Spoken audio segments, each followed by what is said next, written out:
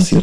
وحاجه كمان جديده ان هناك حوالي 3200 نوع من الصراصير، حوالي 30 منهم بيكونوا موجودين في البيوت ممكن، ولكن برضه مهم ان احنا نقول ممكن الصراصير مش موجود على مدى 50 بيت، والصراصير اللي عندي الجيران الجديده عندي خالص تتوفى وبعد كده تتحول لبودره ونشمها وتعمل لها حساسيات، سواء البيض بتاعها سواء الجلد بتاعها سواء الافرازات بتاعتها. المهم قوي نقول ان هواء القاهره للاسف فيه صراصير، ومن 8 ل 10% من اطفالنا اللي عندهم حساسيات بيبقى عندهم حساسيات بسبب الصراصير اللي موجوده في المجتمع، وممكن ما تكونش موجوده في بيوتنا.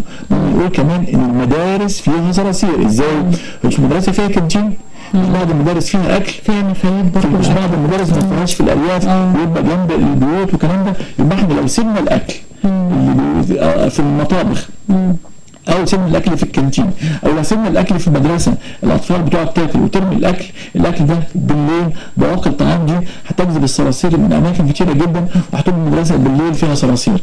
هيجي الصبح الاطفال الصراصير مشيت وراحت استخبت، يجي بعد كده يشموا افرازات الصراصير فيجي لهم حساسيات. يبقى برضه ده مهم جدا ان احنا نخلي المدارس تبقى نظيفه بعد انصراف الطلبه. النمل بقى يا دكتور، النمل مشكلته كتير قوي من البيوت بتعاني من وجود النمل. واحنا مثلا في مصر اقول يعني في مصر 80 مليون 86 مليون هتلاقي النمل مثلا يطلع مثلا ايه مليار عندنا موجوده في مصر. النمل موجود في كل مكان.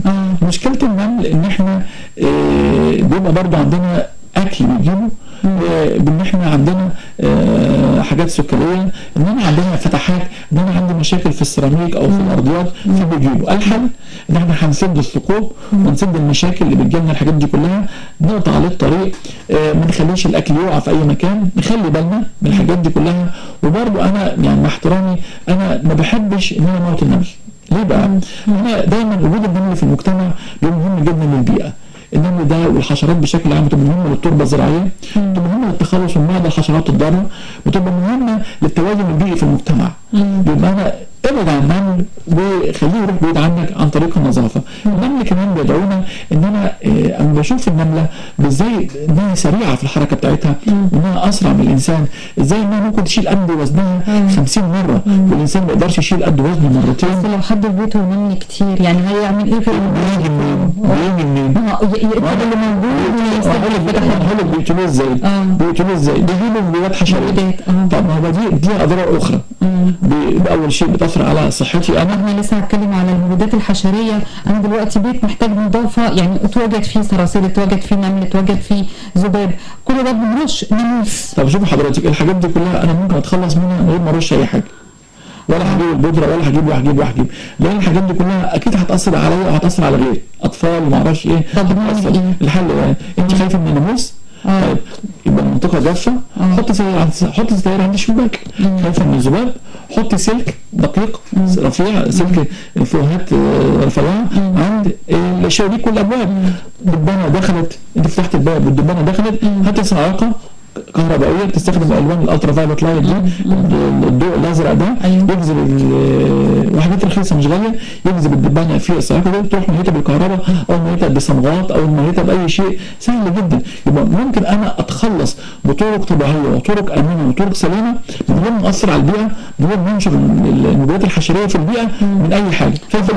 لو اضطرينا يعني بالليل نلاقي ناموس في الاوضه الصاعقه دي هتموتها لك. الصاعقه وانت خايفه مثلا هاتي كان زمان السراير زمان بنقول عليها ناموسيه، هاتي ناموسيه، حط ستاره عند الشباك وحط ناموسيه عندك وخلاص، وطالما البيت نظيف النمل هيقاطعك. طب في ناس يا دكتور بيسافروا مصيف في الفتره دي خلال اسبوع 10 ايام، يقول انا لما اسافر ما اسيبش البيت كده، بنضفه كل حاجه بس في الاطراف او في الجوانب بتاع البيت بيرشوا مبيدات، خايفين للفترة اللي هم سايبين البيت فيهم هو يجي أي حاجة.